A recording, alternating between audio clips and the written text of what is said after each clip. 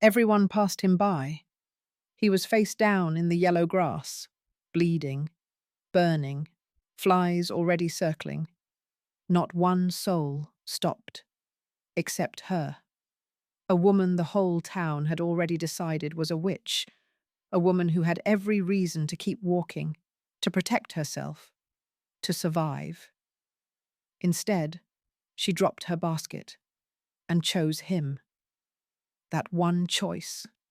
It was about to cost her everything and give her more than she ever dreamed possible. One small act of compassion can rewrite two entire lives. Never underestimate what it means to be the one who stops. This channel is dedicated to the stories the West doesn't always tell, of tender hearts in rough country, of mothers and daughters, of strangers who become a reason to stay, and love that grows wild in the hardest soil. Like if you believe kindness is never wasted, share with someone who needs a reason to hope today. And subscribe. We're just getting started. This content was carefully researched, developed, and manually edited by our team to deliver meaningful stories with valuable life lessons. Every narrative is crafted to entertain, inspire, and empower our audience. Thank you for being part of our community. It all started when the July sun was at its worst. Clara was out gathering sage when she saw the horse first. It was dead, its legs all twisted up. Then she saw the man face down and not moving a bit.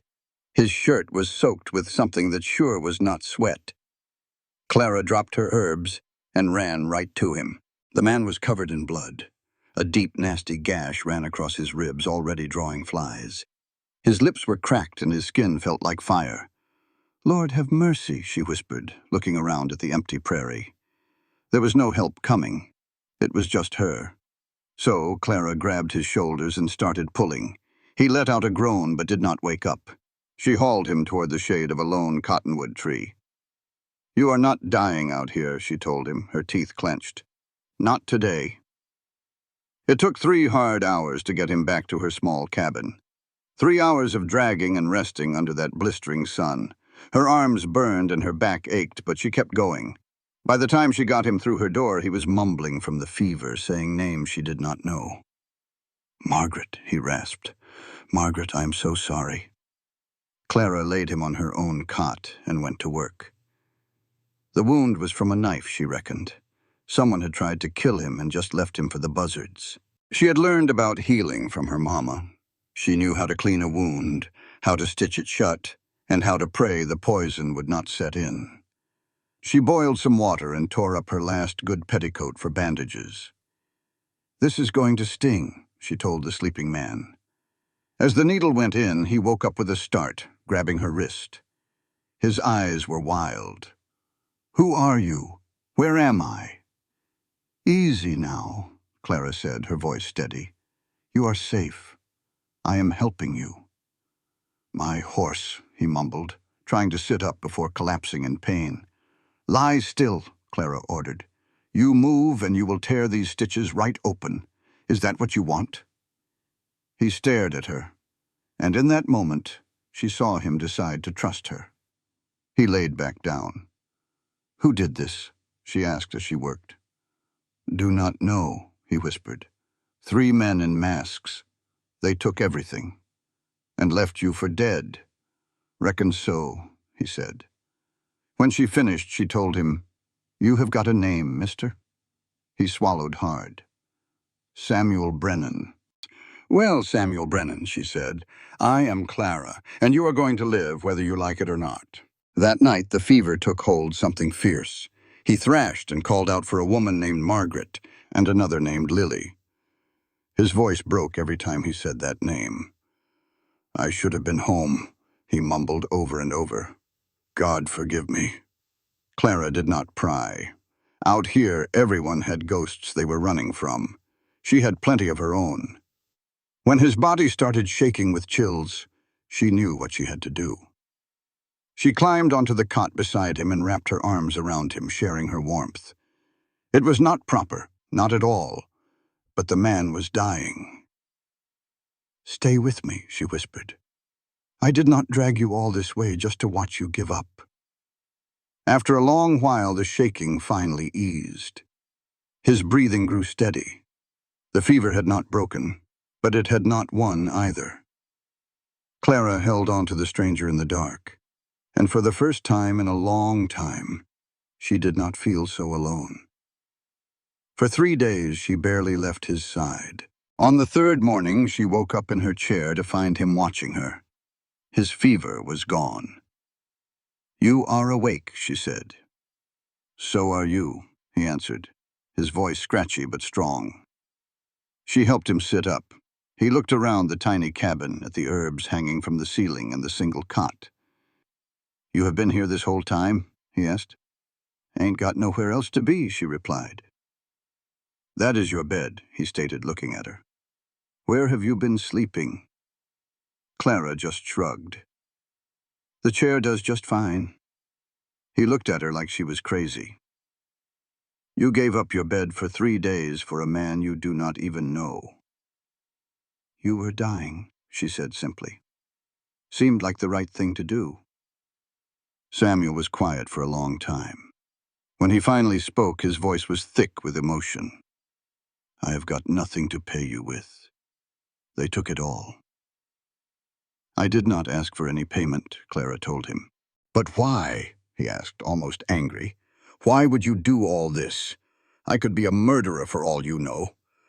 Clara turned her back to him, busying herself at the hearth. She did not want him to see her face. "Because you needed help, and because—" she paused. "Because once, a long time ago, I needed help too, and nobody was there for me." The silence in the little cabin was heavy. Then Samuel said, "Thank you, Clara." Just 2 simple words, but they meant the world. "Are you hungry?" she asked, changing the subject. "I could eat a whole rabbit," he said with a weak grin. By the 5th day, Samuel was standing on his own, stubborn as a mule. "You are going to pop those stitches," she warned him. "I have been down too long," he shot back. There was a spark in his eyes she was starting to like. "Does anyone know where you are?" she asked as he carefully sat back down. "Anyone looking for you?" "Got no kin," he said, a shadow crossing his face. "My wife passed on 5 years back." "I am sorry." "Do not be," he said gruffly. "I own a little ranch," he offered after a moment, "just outside of Copper Springs. Not much, but it is home." Clara froze. "Copper Springs?" she asked, her voice tight. "That is where you were headed."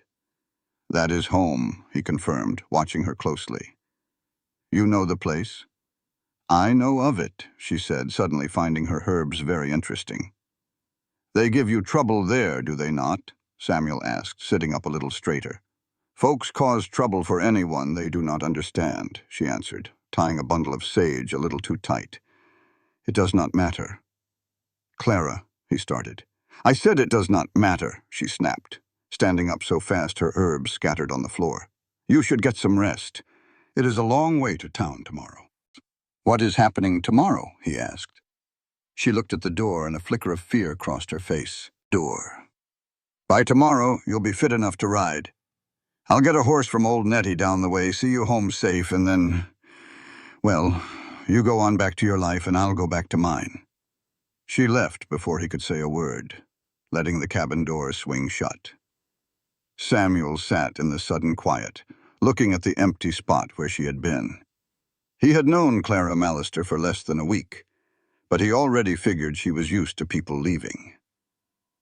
That night, Clara sat by the little creek out back, dipping her bare feet in the cool water and watching the stars pop out one by one. She had made a bad mistake. She knew it now. She should have just left him in that field where she found him. But something about the way he looked, left all alone to die. She just could not walk away. Now he knew where she lived. He would go back to Copper Springs and tell folks about the healing woman out on the ridge, the one they all called a witch. "Kindness always comes back around, Mama," she whispered to the dark. "But you also said the truth would set me free." And we both know how that turned out. The creek just kept on flowing. Clara went back to the cabin to find Samuel standing there on her porch. "You ought to be in bed," she told him. He leaned against a post, his weight off his hurt side. "Could not sleep. I kept thinking about why a woman like you lives way out here all by herself, wondering why you jump every time I mention Copper Springs." Clara took the porch step slow. "A woman like me?" "Smart," he said, meeting her eyes. "The kind of woman who saves a stranger's life and does not ask for a single thing in return. What happened to you, Clara?" The question just hung there in the warm night air. She could have lied. Lord knows she was good at it by now. But the way he asked, like he truly wanted to know. "I was accused of something I did not do," she said, her voice barely a whisper. "A long, long time ago. I ran before they could make me pay for it. Been running ever since." "Were you guilty?" he asked. "No." "Then why run?" She let out a laugh with no joy in it. "Because the truth did not matter. The man who did it was rich, and I was just the stepdaughter nobody ever wanted. Sometimes," she said, "folks who are innocent hang just the same." Samuel was quiet for a good long while. "What do they say about you here?" "They say I am a witch," Clara said with a shrug. "That I make the wells run dry and steal babies from their cribs. They say whatever helps them hate someone they do not understand." "Do you believe them?" he asked softly. "Believe that you deserve it? The hate? The loneliness?" The question hit her harder than a slap. No one had ever asked her that. No one had ever looked at her the way he was, like her answer truly mattered. "Some days," she admitted, "I think maybe they are right. Maybe something is wrong with me." Samuel reached out real slow, giving her time to pull away. When she did not, he took her hand. "There is nothing wrong with you, Clara. Nothing broken." He shook his head. "You saved my life. You gave me your own bed, and you sat with me through fevers. That is not broken. That is the most whole thing I have seen in a long time." Clara's eyes started to burn, but she would not cry. She had not cried in 6 long years. "You should get some rest," she managed to say. "It is a long ride tomorrow." Samuel did not let go of her hand. "Come with me." "What? To Copper Springs? To your ranch?" His hand tightened on hers. "I have got land. I have got work. I have got a spare room that has been empty for 5 years. Come with me, Clara." "That is charity," she said. "No, that is a job offer. It is not proper. Since when have you ever cared about what is proper?"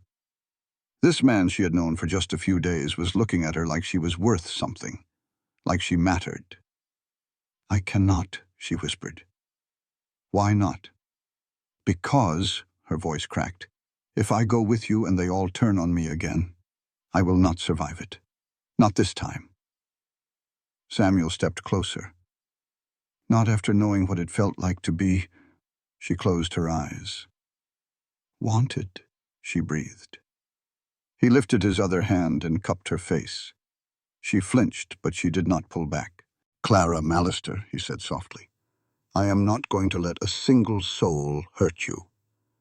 Not as long as I am drawing breath. If they turn on you, they will have to turn on me too." God help her. He meant it. "1 week," she said. "I will come for 1 week. And if it does not work out, I will bring you right back here myself. No questions asked." Clara took a shaky breath. "All right, then." A real smile spread across Samuel's face, making him look younger. "We leave at first light," he said. And so they did. Morning came, hot and bright. Clara packed her few belongings while Samuel waited on the porch. Old Nettie had sent over a good, sturdy mare. "You sure about this?" Clara asked, tying her small bag to the saddle. Samuel got to his feet, a little unsteady but standing on his own. "I am sure," he said. He caught her hand as she checked the saddle strap. "Clara," he said, and she went still. "I have lived through worse than a 3-mile ride. and I am not letting you face that town by yourself." Something deep inside her chest, a thing she had locked up years ago, started to shift. "All right," she said quietly. "Let's go home." The word felt foreign on her tongue. She had not had a home in years. But as Samuel swung up onto the horse and reached a hand down to her, she took it. As she settled behind him, wrapping her arms around his middle, they turned toward Copper Springs. And for the first time in a very long time, Clara let herself feel a little bit of hope. The ride was harder on him than he let on. Clara could feel him tense up every time the horse took a wrong step. "We should stop," she said. "We are almost there." "You are bleeding again. I can feel it." "I am fine," he said. "You are stubborn is what you are." He chuckled, then winced. "Takes one to know one." They came over the last ridge, and there it was. Copper Springs spread out below them in the afternoon sun. Clara's arms tightened around Samuel's waist without her meaning to. "Just breathe," he said quietly. "I meant what I said, Clara. Nobody is going to hurt you. Not while I am here." She wanted to believe him. Lord, she wanted to believe him so bad it was an ache in her bones. But she knew these people. She knew the poison in their whispers and the judgment in their eyes. "Let's just get you to your place," she said. "We can worry about everything else later." They rode straight down the main street at high noon when everyone was out and about. Clara felt every single stare like a pinprick on her skin. Mrs. Patterson stopped sweeping her porch to watch. Old Mr. Greer put down his newspaper. The whispers started up like buzzing flies. "Well, I will be. Is that the Brennan man? Who is that with him? Lord have mercy, it is the witch woman." Clara kept her chin held high and her eyes pointed straight ahead. She would not give them the satisfaction of seeing her fear. Samuel pulled the mare up to a hitching post right outside the doctor's office. He slid off the horse first, then turned and offered Clara his hand. For a second she just stared at it. "Take it," he said, his voice low but firm. "Let them see." Clara looked from his outstretched hand to all the faces watching them from every window and doorway. Let them see, let them wonder, let them talk. She took his hand and let him help her down. "Thank you," she said, just for him. "Do not mention it." And Samuel did not let go. He just stood there, facing the whole town, with the witch woman's hand held firmly in his. Not a soul was watching. One by one, they turned away. "Come on," Samuel said. "Doc needs to look at these stitches." Inside the doctor's office, Clara could feel the whispers erupt behind them. Dr. Whitmore was a thin man with kind eyes. He had been in Copper Springs for 30 years, and he looked up as they walked in. "Samuel Brennan," he said, his eyebrows shooting up. "We figured you were dead." "Not quite," Samuel managed. The doctor's gaze flickered to Clara. "Mallister, isn't it?" "That's right," she said. "She saved my life," Samuel told him. "Found me by Miller's Creek and stitched me up herself." Dr. Whitmore's whole demeanor changed. He looked at Clara with a newfound respect. "May I see?" Samuel unbuttoned his shirt. The wound was angry and red, but the stitches were solid. "Clean work," the doctor admitted. "Where'd you learn this?" "My mother was a healer," Clara said, her jaw tight. The doctor cleaned the wound, put on fresh bandages, and gave Samuel a bottle of laudanum for the pain. "What do I owe you?" Samuel asked. "Nothing," Dr. Whitmore said, glancing at Clara. "Consider it thanks for bringing him back." Back on the street, Clara felt eyes on her from behind every window. "That went better than I thought," Samuel said. "Just give it time," she replied. Trouble found them near the general store. Ezra Harwell stepped out of the bank, looking like he had been waiting. He was a big man, soft in the middle but hard in the eyes, wearing a suit that cost a year's wages. "Samuel," his voice was smooth as a river stone. "Heard you had some trouble. Word travels fast. It's a small town." Harwell's gaze slid to Clara. "Miss Mallister. Didn't expect to see you." I bet you didn't, Clara said flatly. Annoyance flickered in Harwell's eyes. Heard you've been keeping to yourself out on the ridge, living alone. Folks find that a bit unusual. Folks find a lot of things unusual. Samuel stepped between them. We have business to attend to, Ezra. Of course, Harwell said, his smile never reaching his eyes. Just being neighborly. You know how this town talks. I know exactly how this town talks. The two men stared each other down, a long history of bad blood hanging in the air. Finally, Harwell tipped his hat. Welcome back, Samuel. They walked past him, Clara feeling his stare on her back the entire way. What was that about? She asked once they were inside the store. Nothing, Samuel said, his movements tight as he gathered flour, salt, and coffee. He finally stopped. Harwell's been trying to buy my land for 3 years. I keep telling him no. Why does he want it so bad? Water rights. My creek feeds half the ranches in this valley. If he gets my land, he controls who gets water and who doesn't.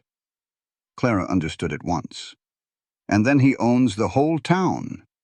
Smart woman. Is that why those men attacked you? Samuel's hands froze on a bag of sugar. He was quiet for a long moment.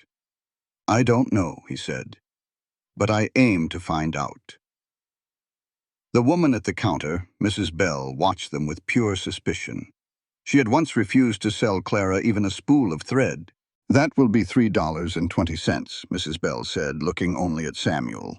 He counted out the coins. Add another 50 cents for whatever Miss Mallister needs. Mrs. Bell's lips thinned. We don't serve her kind here. Her kind? You know what I mean. Samuel set the coins down slowly. I know you just insulted the woman who saved my life. And I know my wife, God rest her soul, would be ashamed of you. Mrs. Bell's face turned beet red. Samuel took the supplies and Clara's arm. We're done here. Out in the heat, Clara's heart pounded. You didn't have to do that. Yes, I did. She'll talk. They all will. Let them, Samuel said, stopping to face her. Clara, I spent 5 years hiding on that ranch, drowning in my own grief. I am not hiding anymore, and I am not letting you hide either. She looked at this man who barely knew her, who stood up to the whole town for her. Why? She whispered. Why do you care? Samuel's face softened. Because when I was dying in that field, you were the only one who stopped. You saw a man worth saving when anyone else would have just walked on by. That means something. Clara's eyes burned and she looked away. We should go, before we cause more trouble. The trouble's just getting started, he said. They rode out of town with whispers chasing them like ghosts. The ranch was a small house with a wide porch, a barn needing paint, and fences that needed mending. It was surrounded by a deep, peaceful silence. It is not much, Samuel said. It's beautiful. He looked surprised. You think so? I think it is honest, she said, sliding off her horse. I think it is the most beautiful thing I have ever seen. Samuel watched her, a warm, wondering look on his face. Come inside, he said softly.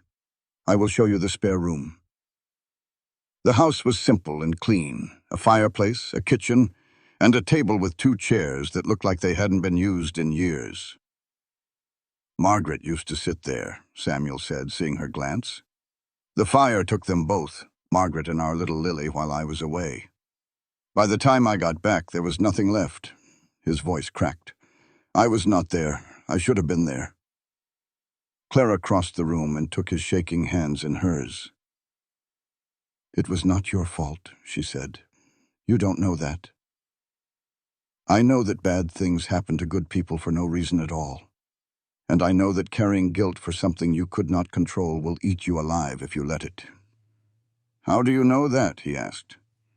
Because I have been carrying my own guilt for 10 years, she said. And I'm so tired of being ashamed of things I did not do. The silence stretched between them. "The spare room is down the hall," Samuel said finally. "It is yours for as long as you want it." 1 week, she reminded him. That was the deal. But they both knew that 1 week was not going to be nearly enough. The first 2 days were a blur of hard work. Clara mended fences, fed chickens, and scrubbed floors that had not seen a mop in years. Samuel watched her with a mix of gratitude and worry. "You do not have to do all this," he told her one evening. "I need to earn my keep." "You have already earned it 10 times over."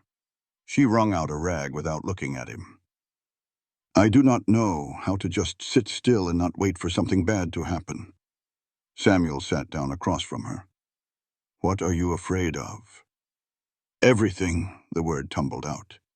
"I am afraid of staying. I am afraid of leaving. I am afraid someone will show up and tell you what they really think of me, and you will realize you made a mistake." Her voice broke. "I'm afraid of hoping. If I start believing this is real, it'll just vanish like everything else has." Samuel reached over, gently taking the wet rag from her hands. He placed it aside and held her hands in his. "I am not going anywhere," he said firmly, "and neither are you, not unless you choose to. You hardly know me. I know what matters. Just what I have told you? No. You do not know the whole story. Then tell me." His grip on her hands grew stronger. "Tell me all of it. The good, the bad, and the ugly. What are you running from? What are you running to? I will tell you the same about me." Clara just stared at him. Nobody had ever cared enough to ask before. "My stepfather set me up," she said, her voice low. "He was stealing medicines from my mother's store and selling them to the opium dens. When he got caught, he blamed me." Samuel's jaw clenched, but he stayed silent. "My mother knew he was lying. I saw it in her eyes. But she was terrified of him. So she let the lawmen take me. She watched them haul me through town, letting everyone call me a thief. How did you get away?" "I climbed out a window the night before my trial and just ran until I reached the territories." She gave a harsh laugh. "I figured I could start fresh out here. But word gets around in small towns. Someone saw me picking herbs and called me a witch. Another decided I was a bad woman for living by myself. It did not take long for me to become the reason for every bit of bad luck in town. I finally gave up trying to prove them wrong." Samuel was quiet for a long time. "My wife, she knew I was a broken man when she married me. She knew the war had left me with more ghosts than good memories. But she loved me all the same." Clara just listened, her eyes fixed on his. "When she passed, I figured God was punishing me for what I did in the war. I thought a man like me did not deserve to be happy. That is not true. Maybe not. But I believed it for 5 long years. I believed it right up until I woke up in your cabin, with you telling me I was going to pull through. You did more than save my life, Clara." Samuel lifted her hand and kissed her knuckles. "You saved a part of me I thought was gone for good, and I am not letting that go." 3 days later, they got visitors. Clara was hanging laundry when she heard the horses riding hard toward the ranch. "Samuel!" she called out. He came out of the barn, and his face went grim when he saw the riders. Ezra Harwell was in the lead with 2 tough-looking men beside him. "Afternoon, Samuel." Harwell swung down from his horse. "Just paying a friendly visit." "This does not feel friendly, Ezra." Harwell just smiled. "I see Miss Mallister is getting comfortable." Clara said nothing, just moved to stand right beside Samuel. "What do you want, Ezra?" "Same as always. I want this land." "My answer is the same as always." "No." Harwell sighed. "I was hoping you might have reconsidered after your little accident. A man all alone out here, it can be a dangerous thing." "What are you saying?" "I am saying bad things happen. A man can get attacked on a lonely road. Folks can just disappear. It would be a real shame if something worse were to happen." "Are you threatening me?" "I am offering you a fair price, a chance to start over someplace new. Think of it as a kindness." Clara felt Samuel tense up beside her. "I do not need your kindness," Samuel said, his voice dangerously low. "I need you to get off my land." Harwell's smile turned ugly. "You are making a big mistake. The whole town is already talking, saying you have taken up with the witch woman, wondering if you have lost your mind. Samuel moved like a flash. He grabbed Harwell by the collar and lifted him clear off the ground. "Do not ever speak about my wife," Samuel snarled, "and do not ever speak about Clara again. If I find out you were behind what happened to me, I will finish you. Do you understand me?" Harwell's men reached for their guns. "Samuel." Clara's voice was sharp. "Let him go. He is not worth it." For a second, Samuel did not move. Then he shoved Harwell away. Harwell, shaking with rage, straightened his collar. "You will regret this, both of you. Get off my land." They mounted up and rode off, leaving a cloud of dust behind them. "That was reckless," Clara said once they were gone. "I do not care." He turned to face her, his eyes blazing. "He does not get to threaten you. He does not get to walk on my land and act like he owns the place. He could ruin you. He could ruin us both. Let him try. You do not understand men like him. They do not fight fair. They strike when you are not looking. Then we will be looking." Samuel took her hands. "We, you and me, together. That is how it is now." She looked into his eyes and saw the one thing she had been searching for her whole life. Someone who would stand and fight for her. "Together," she whispered. He pulled her into a hug and she felt his heart beating, strong and steady. "Together," he said again. That night, Clara heard a soft knock on her door. "Samuel?" she asked, opening it. He stood there looking worried. "I could not sleep," he said. "I was thinking about what Harwell said, about you not being safe here. I have never been safe anywhere. That is what worries me." He looked right at her. "I do not want this to be another place that hurts you, Clara. Another place you have to run from." She stepped closer to him. "I am so tired of running, Samuel. I am tired of being scared." "And what do you feel?" The question hung in the air between them. Clara reached up and touched his cheek. "I feel like I'm on the edge of a cliff," she whispered. "And I do not know if I'm about to fall or learn how to fly." Samuel put his hand over hers. "Then let us find out together." He kissed her then, a soft and careful kiss, as if she were the most precious thing in the world. And when Clara kissed him back, for the first time in 10 long years, she felt like she had finally come home. The week flew by. They settled into a routine, working side by side and talking late into the evenings. On the last day, Clara found him on the porch as the sun went down. "The week is up," she said softly. "I know. I suppose I should head back to town, you suppose?" Neither of them made a move to leave. "Or," Samuel said, turning to look at her, "you could stay at him." "How long, you ask?" "For as long as you want." He turned right to her. "For as long as you will have me." "Clara, folks are going to talk. Let them. Harwell will surely make trouble. Let him." He took her hand in his. "I have been alone for 5 long years, grieving, certain I did not deserve a second chance at being happy. Then you showed up and pulled me right out of that grave. Suddenly all my reasons for being alone felt mighty foolish." Clara's eyes welled up. "I am damaged goods. So am I. I am a difficult woman. I have noticed. I do not know how to be loved." Samuel raised her hand to his lips. "Then let me teach you." The tears came then, and she did not bother to stop them. "Okay," she whispered. "Okay, I will stay. As long as you will have me." He pulled her close, and she rested her head on his chest. His heart beat strong and steady, and for the first time, Clara Mallister felt she was truly home. But 3 miles down the road, in the back of the Copper Springs Bank, Ezra Harwell was hatching a plan. By this time tomorrow, Clara's newfound happiness would be smashed to bits. Clara woke up just before the sun, with Samuel's arm resting over her. She stayed perfectly still, just listening to him breathe, feeling his warmth. For a single moment, she let herself believe this feeling could last forever. Then the dog started raising a ruckus. Samuel was on his feet in a flash, grabbing the rifle he kept by the bed. "You stay put," he said, like heck she would. They moved through the quiet house together, Samuel leading the way. The dog, Scout, kept on barking, sharp and desperate.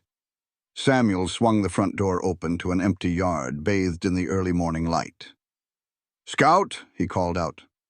"Come on, boy." The barking stopped. A second later, the old hound hobbled from around the barn, tail tucked, whimpering something awful. Clara rushed past Samuel and dropped to her knees beside the dog. "He is hurt." Blood was matted in the fur along his side from a long, nasty gash. "Someone was here," Samuel said, his voice hard as iron. Clara checked the wound with a steady hand. "This was no accident. Somebody cut him." "It was Harwell. We do not know that for sure." "I know," Samuel said, his jaw tight. "I know exactly who did this." Clara tore a strip from her dress to wrap Scout's wound. The dog just licked her hand, trusting her completely. "We need supplies," she said. "Medicine and clean bandages." Samuel nodded. "I will ride into town." He touched her cheek gently. "You stay here. Lock the doors and do not open them for anyone until I am back." Clara wanted to argue, to tell him it was a trap, that Harwell was just baiting him. But Scout was in pain, and she had to trust Samuel could handle himself. "Be careful," she whispered. He kissed her forehead, always. She watched him ride off over the ridge before she went inside, bolted the door, and began to pray. Samuel was not even halfway to town when he noticed the two riders behind him. They were from Harwell's crew. He recognized the big fellow with the scar. They just hung back, watching him. When he got to Copper Springs, the place was quiet as a tomb. He tied his horse up and walked into the general store. Mrs. Bell looked up, and all the color drained from her face. "Mr. Brennan," she said, her voice shaky. "You should not be here. You need to take that woman and get out of town today." Just then, the door swung open. Deputy Frank Hollister stepped inside, his hand resting on his pistol. "Samuel Brennan," he said flatly. "The sheriff wants to have a word with you." This was not a friendly invitation. This was trouble. Samuel followed him to the sheriff's office. Sheriff Morgan looked like he had not slept in a week. "Samuel," he said, pointing to a chair. "I will stand," Samuel replied. Morgan sighed. "We have had some complaints. Ezra Harwell and some others say that woman staying with you poisoned the Morrisons' well, killed 3 of their chickens, and made their children sick." Samuel let out a bitter laugh. "That is the most ridiculous thing I have ever heard." Morgan leaned forward. "Is it? Folks say they saw her gathering herbs near their property 2 days ago. I have got 6 people willing to swear she has been practicing witchcraft." Samuel slammed his hand on the desk. "She saved my life. You know this is Harwell's doing. He has been trying to run me off my land for years." Morgan stood up slow. "Watch your tone, Samuel. Now, where is Clara right now?" The sheriff's silence was all the answer he needed. Samuel was out the door in a flash, his boots pounding on the boardwalk as he ran for the town square. People scattered out of his way, their faces a mix of fear and judgment. And then he saw her. Clara was standing in the middle of the square with her hands tied, a rope connecting her to the back of a wagon. Her dress was torn, and blood trickled from a cut on her cheek. And her hair, her beautiful hair, had been chopped off raggedly, like someone had taken shears to it in a fit of rage. A crowd had gathered to watch the show. Samuel saw red. "Clara!" he yelled. Her head snapped up, and their eyes locked. He did not see fear in them, just a heartbreaking resignation, as if she always knew it would come to this. He shoved his way through the crowd. "Get away from her!" he snarled.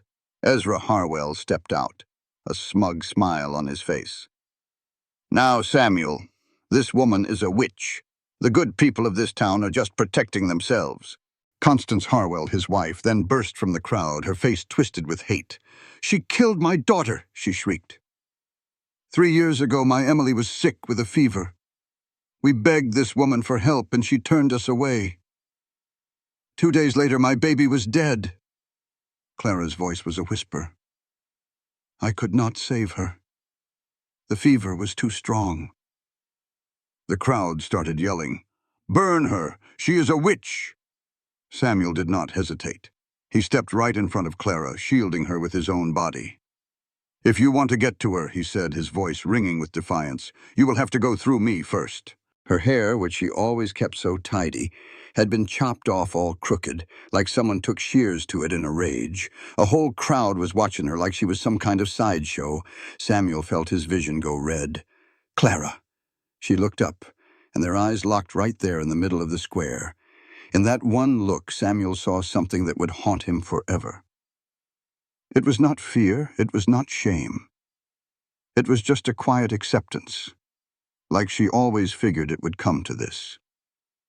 He started pushing through the crowd, shoving folks out of his way. Someone tried to grab his arm, but he shook them off without even a glance. "Get away from her," he growled. That is when Ezra Harwell stepped out, all smooth and smiling. "Now, Samuel, let's not get ahead of ourselves." Samuel said it again. "Get away from her. This woman is a criminal, a witch. The good people of this town have a right to protect themselves. She has done nothing wrong. The evidence says different." Harwell spread his hands wide. "We got witnesses, poisoned wells, and sick children. What do you want us to do? Just look the other way?" Samuel looked straight at Clara. Tell them you did not do it." Clara's voice was steady, even though her hands were shaking. "I did not do it. I have never been near the Morrison well. I do not know a thing about their chickens or their children." "She is lying," a woman screamed. Constance Harwell shoved her way to the front, her face all twisted up with pure hate. "She killed my daughter. She just let her die when she could have saved her." Samuel froze. What was she talking about, 3 years ago? Constance's voice cracked with sorrow. "My Emily was sick, just burning with fever. We begged this woman for help, begged her, and she turned us away flat, said there was nothing she could do. 2 days later, my baby girl was gone." Clara squeezed her eyes shut. "I could not save her. The fever was too far along. There was nothing anyone could have done." "You did not even try," Constance shrieked. "I did try. I gave you every last herb I had. I stayed up all night mixing poultices. But some things—" Clara's voice broke. "Some things just cannot be fixed, no matter how much we want them to be." Constance lunged for her, her hands clawing for Clara's throat. 2 men had to grab her and hold her back. "You killed her! You killed my baby! And now you are killing this whole town! Somebody has to stop you!" The crowd was getting louder now, angrier. Samuel could feel the hate building like a bad storm. "This is just madness," he said. "You're fixing to hang an innocent woman because of grief and lies." "She ain't innocent," someone hollered. "She is a witch! Burn her!" Samuel stepped right in front of Clara, using his body as a shield. "Anyone wants to get to her, they are going through me first."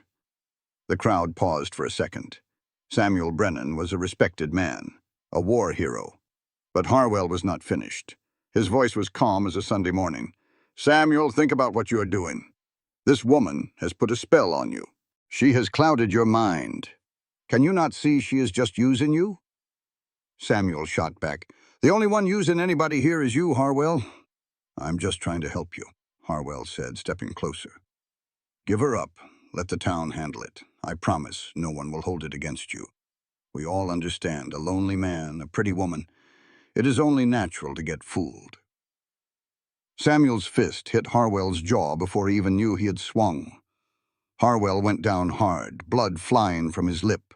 The crowd let out a big gasp. "Samuel, no!" Clara cried out, but it was too late. Harwell's men were already closing in. Samuel reached for his rifle, but someone knocked it right out of his hands. "Arrest him!" Harwell sputtered, getting to his feet. "You all saw it. Assault. Arrest that man." Deputy Hollister stepped forward, looking mighty troubled. "Samuel, I have to. Do not do this, Frank. I do not have a choice. They grabbed Samuel's arms, yanking them behind his back. Clara screamed his name, pulling against the ropes that held her. Let him go, she begged. Please, he did not do anything wrong. I am the one you want. Harwell wiped the blood from his chin and smiled a nasty smile. Oh, we want both of you. He turned to the crowd. You see how she has corrupted him? A good man turned to violence by her witchcraft. That is not true, Samuel yelled. Lock 'em both up, Harwell ordered. We will have a proper trial. Let the judge sort it out. There is no judge, Samuel shouted. The circuit judge is not due for another month. Well, then I reckon you will have plenty of time to think about your choices. They dragged Samuel toward the jail and Clara toward a wagon. Where are you taking her? Samuel demanded. Somewhere safe. Harwell's smile got wider. Somewhere she cannot hurt anybody else. If you touch her, you will what? Harwell leaned in close. You're in no position to be making threats, Samuel. You should have taken my deal. The last thing Samuel saw was Clara's pale face disappearing around the corner. Then the cell door slammed shut, and he was alone in the dark. He did not know if hours or days had passed. The cell was small and black, with no light but a sliver under the door. He paced back and forth like a caged animal, his mind churning with awful thoughts. What were they doing to Clara? Was she even still alive? The door creaked open. Samuel shielded his eyes from the sudden light. A figure stepped inside. For a second he thought it was Harwell, but it was just a boy, maybe 13 years old, with dark hair and even darker eyes. Mr. Brennan? The boy's voice was just a whisper. My name's Jake. Jake Moreno. What do you want, son? I want to help. Jake glanced nervously over his shoulder. Miss Clara, she saved my life one time. I had a bad fever. My mama works for the Harwells, but I know the truth. I know Miss Clara never hurt a soul. Samuel gripped the bars. Where is she? They have got her in the old barn out by Miller's Creek. Jake's hands were shaking. They are saying they will put her on trial tomorrow. But I heard Mr. Harwell talking. He is not planning any trial. Samuel's blood ran cold. What is he planning? He said accidents happen. Said nobody would ask too many questions about a witch who died trying to escape. Samuel rattled the bars. Get me out of here. I cannot. Deputy Hollister has the keys. Then go get Hollister. Tell him I know Harwell's plan. Tell him if he lets an innocent woman die, he will have to live with it for the rest of his life. Samuel's voice cracked. Tell him I am begging. Jake just nodded and vanished. Samuel waited. Every minute felt like an hour. His heart pounded in his ears. Then he heard footsteps and the jingle of keys. Hollister's tired face appeared in the dim light. You know this is wrong, Frank, Samuel said. You know she is innocent. Hollister was quiet for a long time. The well went dry because of the drought. I checked it myself. Nothing was poisoned. Then why are you doing this? Because Harwell owns this town, Hollister said, his voice full of bitterness. He owns the bank, the general store, half the ranches. When he says jump, folks just ask how high. So you are just going to let him kill her? No, Hollister said, pulling out the keys. I am going to let you save her. The cell door swung open. Your horse is tied up behind the livery. Miller's Creek is a 20-minute hard ride. Samuel grabbed Hollister's shoulder. Thank you. Do not thank me yet. Hollister pushed a pistol into his hand. Just bring her back alive. Samuel rode like the devil himself was on his tail. The sun was down, painting the sky orange and red behind him. Every hoofbeat was a prayer. Please let her be alive. The old barn stood out against the dark sky like a rotten tooth. There were no lights, no sounds. Samuel dismounted and crept forward with his pistol raised. The door was hanging crooked. He shoved it open, and there she was. Clara was hanging from a beam by her wrists, her feet barely scraping the ground. Her face was swollen, and her dress was torn to shreds. Her body was covered in bruises, but she was breathing. Thank God she was still breathing. Clara! He ran to her, put his pistol away, and started working on the ropes. Clara, I am here. I have got you. Her eyes fluttered open and found his face. Samuel. Her voice was hardly a whisper. You came. Of course I came. His fingers struggled with the thick knots. I will always come for you. Do you not know that by now? The ropes finally gave way. Clara fell into his arms, and he held her tight. She started to cry. I thought you would believe them. Everyone always believes them. Never, he said, pressing his forehead against hers. Not ever. Her fingers grabbed his shirt. They are coming back. Harwell and his men. They said they would finish it tonight. Then we need to get moving. He lifted her into his arms. She felt as light as a ghost. Outside, the sound of hoofbeats echoed across the field. They are here, Clara whispered. Samuel looked at the riders coming toward them and counted 6. Too many to fight. Too many to outrun with Clara hurt so bad. He set her on his horse and climbed up behind her. Hold on to me, he said. Whatever happens, do not let go. Clara wrapped her arms tight around his waist. I will not. Samuel spurred the horse, and they rode off into the darkness with death chasing right behind them. The horse's hooves hammered the dry earth like thunder. Clara pressed her face into Samuel's back, her body shaken, but her arms holding on for dear life. They were gaining on us, Samuel, Clara yelled over the thunder of hooves. He yanked the horse hard left, aiming for a ridge across the open field. The tired animal nearly went down, but found its legs and kept pushing. A gunshot split the night, and Clara flinched. Are you hit? Samuel hollered. No, just keep going. Another shot whizzed right past his ear. We ain't gonna outrun 'em, Clara said, her voice tight with fear. The horse is spent. We don't have to, he grunted. We just have to make it to the ranch. Once they cleared the ridge, Samuel saw his home, a dark silhouette against the moon. Almost there, he urged the horse. The riders were close now, shouting to each other to cut them off. 2 of Harwell's men peeled off, blocking the path ahead. Samuel didn't even hesitate. He spurred the horse on, aiming right between them. Hold on tight, he yelled. The horse gave one last powerful surge. The men raised their rifles. Samuel raised his pistol. He fired 3 quick shots. One man cried out and tumbled from his horse. The other's horse reared, throwing its rider, and they busted right on through. 50 yards, then 40. Samuel hauled the horse to a stop and all but threw Clara onto the porch.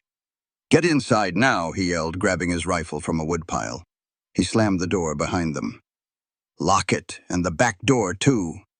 Clara's hands shook as she fumbled with the bolts in the dark. Samuel took a spot by the window, rifle ready. The riders, 6 of them left standing, sat on their horses at the edge of his land, just watching. Why ain't they coming? Clara whispered. They're figuring if it's worth it. One of the men got down from his horse. Even in the shadows, Samuel recognized the stout frame of Harwell. He's coming alone, Samuel said. Harwell walked slow toward the house, his hands held up high. Samuel Brennan, his voice carried easy across the yard. Let's talk this out. Nothing civilized about you, Harwell. I'm unarmed, just here for a word. Don't you go out there, Clara pleaded. I ain't planning on it, Samuel muttered, then yelled, Say your piece from where you stand. Harwell stopped about 20 yards out. This doesn't have to get ugly, Samuel. Tell that to the woman you had strung up in that barn. That was just a misunderstanding, Harwell said smoothly. You know how things can get heated. Samuel's finger tightened on the trigger. Get off my land. I'm offering you a way out. Give me the woman and I'll forget this whole night ever happened. Clara will get a quick trial. No more trouble. Clara let out a small, wounded sound behind him. Samuel's voice turned to ice. You really think I'd trade her life for my own? I think you know when you're beat. Then you don't know me at all, son. Harwell's friendly mask finally dropped. You're making a fatal mistake, Brennan. Maybe so, Samuel replied, but I'll make it on my own 2 feet. Harwell turned without another word and walked back to his men. What happens now? Clara asked, her voice trembling. Now we wait. It wasn't a long wait. 20 minutes later, the first torch crashed through a window. "They're trying to burn us out!" Clara yelled. They worked fast, stomping out flames, but the old dry wood of the house caught quick. Smoke started to fill the air. "We gotta get out of here," Clara coughed, her eyes streaming. "That's what they're counting on." Samuel looked around, desperate, as flames licked up the walls. "The root cellar," he said suddenly. "My Margaret had me dig a tunnel. Goes right out past the barn." He pulled Clara toward the kitchen, the floorboards already hot. He threw a rug aside, revealing the cellar door. "Go! I'm right behind you!" Clara scrambled down into the blackness. Samuel followed, pulling the heavy door shut just as the roof in the other room gave way with a roar. The tunnel was pitch black and tight. "I'm here," he said, his hand finding hers. "Just keep moving." They crawled through the dirt, the tunnel feeling like it went on forever. "I can't," she gasped, her lungs burning. "Yes, you can." Samuel's voice was a rock behind her. "You carried me 10 miles when I was half dead. You can crawl another 50 feet. She pushed on, and finally her hand hit wood. A door. She shoved it open, and they stumbled out into the cool night air. They came up behind the barn, hidden from Harwell's men, who were all watching the house burn, thinking their job was done. "My home," Samuel whispered, watching the flames reach for the sky. Clara squeezed his hand. "It was just a building," he said, pulling her to her feet. "We ain't done yet." They crept around the barn. Samuel counted 5 men left, watching the fire like it was a show. "There's a shotgun in the barn," he whispered. "For coyotes." 5 against 2 ain't good odds," she answered. "No, but they think we're dead. That gives us an edge." Inside, he found the shotgun right where he'd left it. "Stay here," he told her. "No." Clara's voice was like steel. "I am done hiding. I am done letting others fight for me." Samuel looked at this woman, beaten and bruised but standing tall, and saw nothing but strength. "All right," he nodded. "But you stay behind me. Harwell." The name cut through the tense air in the barn. Every rider spun around, their faces a picture of pure shock. "Don't worry about how I got here," Samuel said, leveling the shotgun. "You ought to worry about what comes next." Harwell found his voice first, his hand inching toward his pistol. "I wouldn't," Samuel warned, his tone flat. "This gun will tear you in 2 before your hand ever clears that leather." Harwell froze. "You're bluffing. Try me." The air grew thick and heavy. "You can't win," Harwell blustered. "Even if you get me, my men will—" "Your men are hired hands," Samuel cut him off. "They follow the man with the money. Take that man away, and they'll scatter like roaches in the light. It's over, Ezra. Deputy Hollister let me out himself. By sunrise, this whole town will know you tried to kill an innocent woman." "She ain't innocent," Harwell spat. "She's a damn sight more innocent than you," Clara said, stepping up beside Samuel. Though beaten and bruised, her voice didn't waver. "Your wife holds me responsible for your little girl's death," she said directly to Harwell. "I know grief can make a soul do awful things. But I did not kill Emily. I did everything I could to save her." Her voice was thick with memory. "I cried for that child like she was my own flesh and blood." Harwell's face twisted in pain. "You're lying." "No, I am not. And deep down you know it. That fever had taken hold long before I ever got there. It is just easier to blame me than to accept that some things are out of our hands." "Shut your mouth," he snarled. "You've made my life a living hell for 3 long years," Clara continued, her voice rising. "For what? So you could have someone to blame?" "I said shut up!" Harwell yanked his pistol. A deafening blast from Samuel's shotgun echoed in the barn. Harwell spun around and hit the dirt, his own gun flying from his grasp. For a long moment, silence. Then one of the riders spurred his horse and bolted. The others were right behind him, leaving Harwell bleeding on the barn floor. Samuel approached the fallen man, who was clutching his shredded shoulder. "Do it!" Harwell gasped, a strange look of relief on his face. "Finish it." Samuel stood over him, the shotgun aimed at his heart. His finger tightened on the trigger. "Samuel." Clara's voice was soft but firm right behind him. Don't. He deserves it. Maybe so, she agreed. But you don't deserve to live with being his executioner. Letting him live, knowing this whole town sees him for the snake he is, that's a worse fate than dying. Samuel's hands were shaking. Every part of him wanted to end it, to make sure Harwell could never harm her again. But he looked into Clara's eyes. She was not asking him to save Harwell. She was asking him to save himself. Slowly, he lowered the gun. You're finished, Harwell, he said, his voice cold as stone. Your time terrorizing folks is done. He turned his back on the man and took Clara's hand. Together they walked away from the burning barn and didn't look back. They reached old Nettie's place as the first light of dawn broke over Copper Springs. The old woman took one look at their smoky, blood-spattered clothes and led them inside without a single question. She tended to Clara's wounds with practiced hands and made them rest. Clara slept for 16 hours straight. When she finally opened her eyes, Samuel was sitting right there watching her. Hey, she whispered.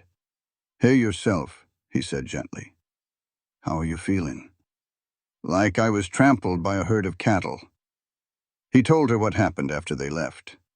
Hollister had arrested Harwell and found letters in his office that proved everything. It turned out Harwell had been threatening and buying people out for years. Then Samuel's voice softened. Your wife came by this morning, he said. She asked to see you. Clara went still. She came to apologize.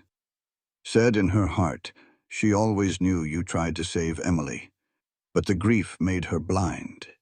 Tears slipped from beneath Clara's closed eyelids. I wanted to save her so bad, she whispered. I know, Samuel said, taking her hand. Sometimes wantin' ain't enough. But that don't mean we ever stop trying. As morning light filled the little room, she asked, What do we do now? Whatever we want, he answered, raising her hand to his lips. The land is still ours. The cattle are all right. We can rebuild.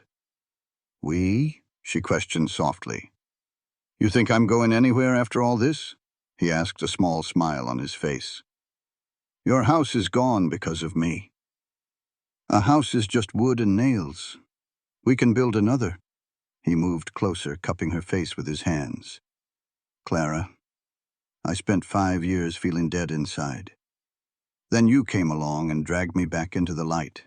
I am not walking away from that. I don't know how to do this, she admitted. How to just be happy. Neither do I, he said. But I reckon we can figure it out together. She looked into his eyes and saw nothing but honesty. Okay, she whispered. Okay, let's rebuild. Samuel's smile finally reached his eyes. That's my girl, he murmured, and he kissed her. Clara laughed, a real laugh that felt foreign and wonderful. I ain't nobody's girl. No, Samuel agreed, you ain't. You're Clara Mallister, the toughest, most stubborn woman I've ever known. He kissed her again, and she felt a knot of old fear inside her finally begin to loosen. Out in the town of Copper Springs, 2 broken people were holding on to each other, daring to hope for a second chance. 3 weeks later, Samuel was driving the last nail into the new porch railing. The house wasn't close to finished, but it was theirs, and it was standing. You missed a spot, Clara called out from the doorway, a coffee cup in her hands. Samuel wiped the sweat from his brow, a grin spreading across his face. He smiled a lot more these days. Come on and help me with these boards, he said. I'm supervising, she teased. You're recovering from your trauma. I recovered 2 weeks ago. Now get over here. She set down her coffee and walked over. They worked together in a steady, easy rhythm under the hot Texas sun. Samuel, she said after a while, thank you for not giving up on me, for making me believe I could have something good again. He stopped his work and turned to face her, taking her hands in his. Clara Mallister, you listen to me. You did not need me to give you a thing. All the strength and all the courage you have, you earned that yourself. That is all you. But if you hadn't been there, you would have found another way. he said with certainty. You always do. I just got lucky enough to be the one standing nearby when you needed a hand. Tears welled in her eyes. You're going to make me cry. Good, he said softly. You need to cry more. He lifted her chin. It's all right to be soft sometimes, Clara. It's all right to feel. When it was over, she looked at the tears on his face and said, Crying don't make you weak. The words broke the dam inside her and she started crying, not from sadness, but from a hope she thought was long gone. I love you, she whispered, the words tumbling out before she could stop them. Samuel froze. What did you just say? She pulled back, embarrassed. Nothing, Say it again, he pleaded, his voice cracking. Clara looked into his eyes and saw the same hope she felt. I love you, Samuel Brennan. He kissed her then, a kiss that said everything he couldn't put into words. When they finally parted, he said, I love you too, Clara Mallister, and I'm going to keep saying it till you believe me. That might take a while, she said with a watery laugh. I got time. Just then the sound of a horse coming fast made them turn. Samuel reached for his rifle, but Clara stopped him. Wait, look. It was Jake, the boy who'd helped them get away. Mr. Brennan, Miss Clara, you gotta come to town, he said out of breath. It's Mrs. Harwell. She's at the church telling everyone what really happened. What kind of things? Clara asked, her heart pounding. The truth. Jake's eyes were wide. About her husband. About how he's been running folks off their land for years. Samuel and Clara looked at each other, stunned. They rode into Copper Springs with Clara's arms wrapped tight around Samuel's waist. The town was quiet, everyone packed into the church. They could hear Constance Harwell's voice from outside. I was blind, she was saying. Blind with grief. I let my husband turn my pain into a weapon, and I am so ashamed. Samuel pushed the doors open. Every single head in that church turned to look. Constance stood at the front, pale but strong. When she saw Clara standing there, alive and whole, her expression softened into something that looked a whole lot like peace. Miss Mallister. Her voice was shaking. Please, come on up. I have something I need to tell you. Clara stood there for a moment. Samuel's hand found hers, a steady comfort. You do not have to, he said softly. Yes, I do. She walked straight down that aisle. She went past all the staring faces of the folks who had whispered about her for years.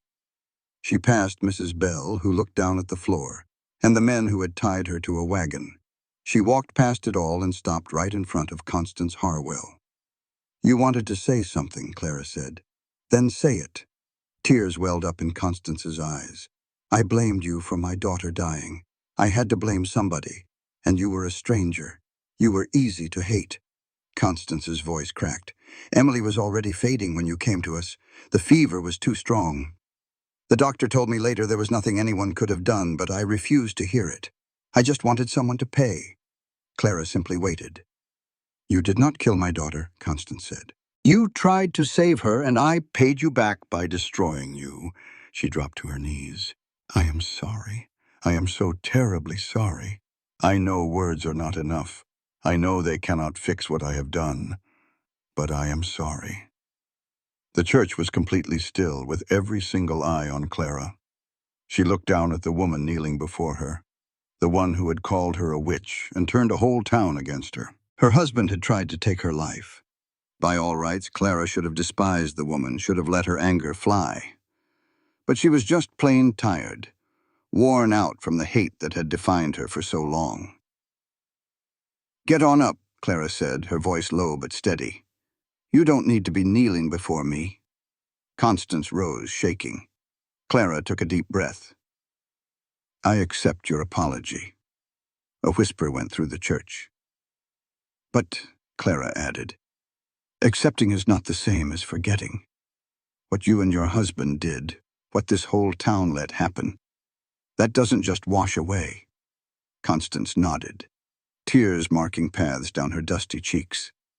What I need, Clara said, looking out at the faces before her, is time. Time to heal and maybe, just maybe, trust again. Can you all give me that? Then a voice cut through the silence. I can. Old Nettie came forward. I have known this girl for 3 years. She's helped birth our babies and soothe our aches, and I never said a word to defend her. I was a coward, but that ends today. Another person spoke. It was Mrs. Morrison. My children weren't sick because of her. They just ate a mess of green apples. And that, well, it wasn't poisoned. The drought just sucked it dry. I knew it, but I let Harwell convince me otherwise. I am so sorry, Miss Mallister. One after another, folks stood up, their apologies tumbling out like stones. Clara stood there, feeling the weight of years of being the town's scapegoat. She had believed she would never belong anywhere. Samuel came to her side, a solid presence. You all right? He asked softly. I don't rightly know, she whispered. Is any of this real? It is real. I don't know what to feel. You don't have to know right now, he said, taking her hand. Just breathe. So Clara breathed. The meeting stretched on for hours as truths were told and promises were made. When they finally walked out into the afternoon sun, the town itself felt lighter. Clara! Young Jake came running up, something clutched in his fist. My mama said this is for you. He pushed a folded paper into her hand. She's sorry she couldn't say it herself. She was still afraid of what people might think. Clara unfolded the paper and saw a recipe for skillet cornbread. At the bottom, a shaky hand had written, Thank you for saving my boy. Clara's eyes stung with tears. You tell your mama I said thank you. I will, Jake grinned. And Miss Clara, I'm mighty glad you're staying. He took off before she could answer. Samuel led her to their horse. Ready to go home? Home? The word felt like a coat that did not quite fit. Yeah, she said at last. I'm ready. They rode back to the ranch as the sun bled gold and orange across the sky. Scout limped out to greet them, his tail wagging hard. The wound on his side had healed to a thin silver scar. Hey there, boy, Clara said, crouching down to scratch his ears. The dog licked her face. I reckon that's a yes. Samuel swung down from his horse and reached up for her. Clara let him help her down, let him pull her into his arms. That was one hell of a day, he said, one hell of a month. Hell. Do you regret any of it?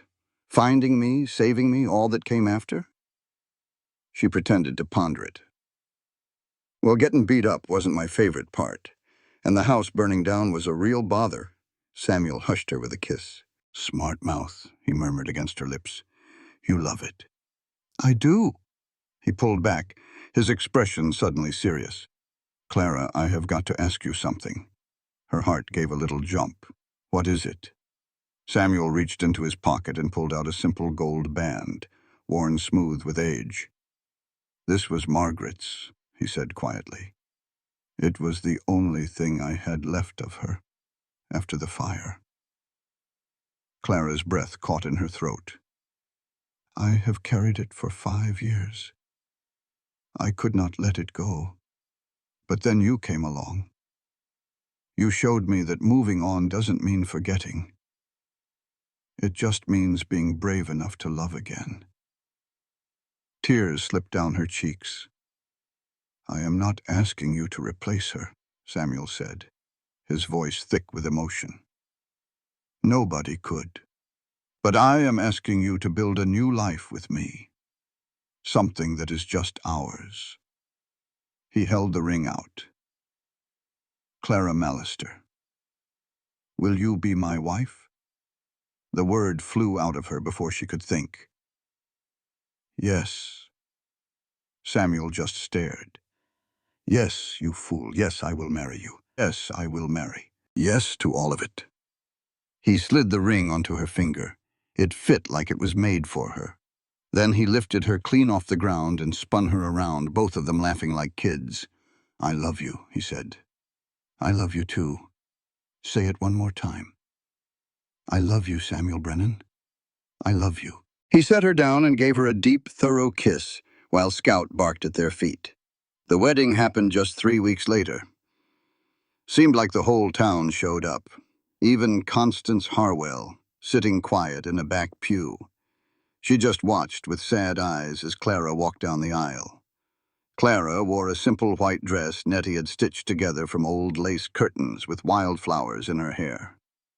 Samuel waited at the altar, looking like a man who had just seen the sun rise for the very first time. "You are beautiful," he whispered. "You don't look so bad yourself." They said their vows, simple and honest promises to love and cherish, come what may. When the preacher declared them husband and wife, Samuel kissed her like she was the only one in the whole wide world, and the church erupted in cheers. Later, at the celebration in the town square, Clara found herself talking with people who used to cross the street to avoid her. They shook her hand and wished her well. It was a strange and dizzying feeling. "You look a little overwhelmed," a voice said. Clara turned to see Deputy Hollister turning his hat in his hands. "I am," she admitted. "I wanted to apologize," he said, shifting on his feet, "for not stopping Harwell sooner. You let Samuel out of that cell. You saved my life. I should have done it sooner." Clara nodded. "Yes, you should have. But you did it when it counted. That is what matters. You are a more forgiving woman than I have a right to expect."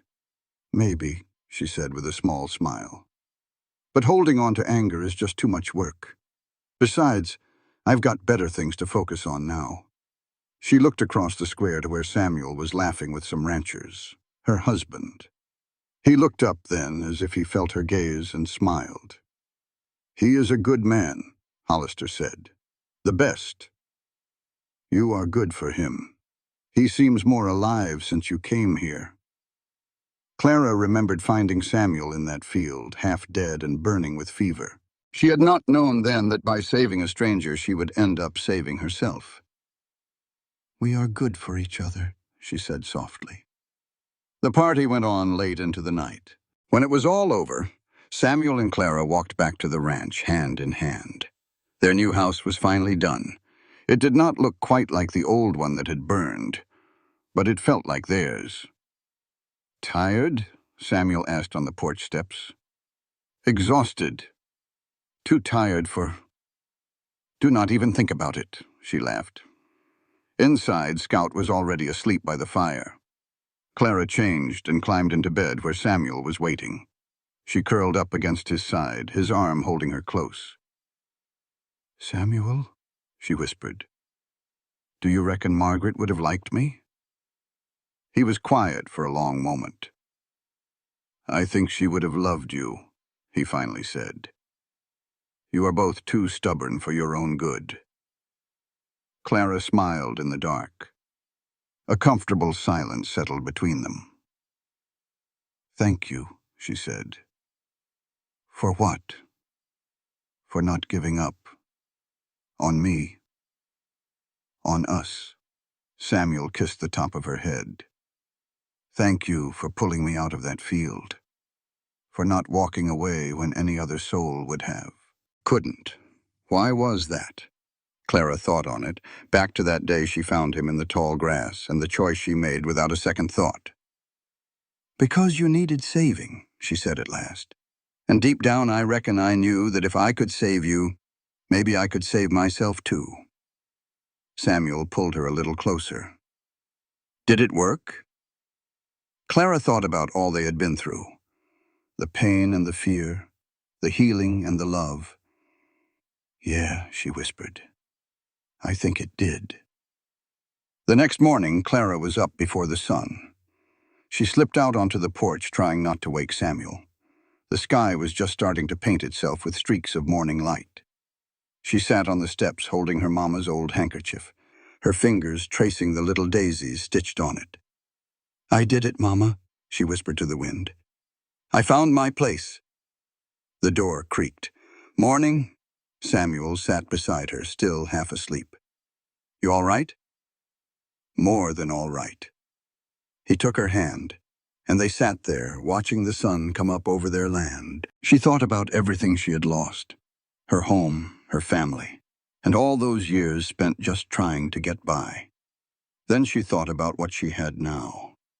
She had Samuel. She had a home.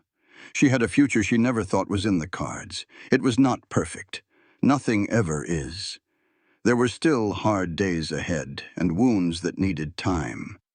But for the first time, Clara truly believed it was all possible.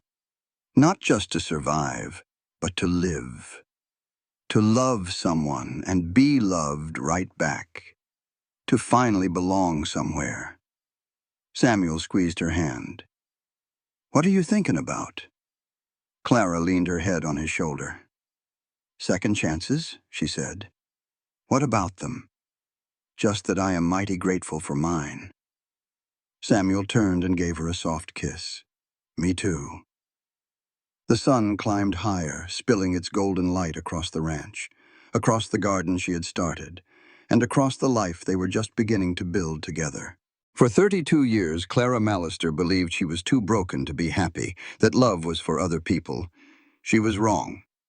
Sometimes when you are not even looking, life gives you just what you need.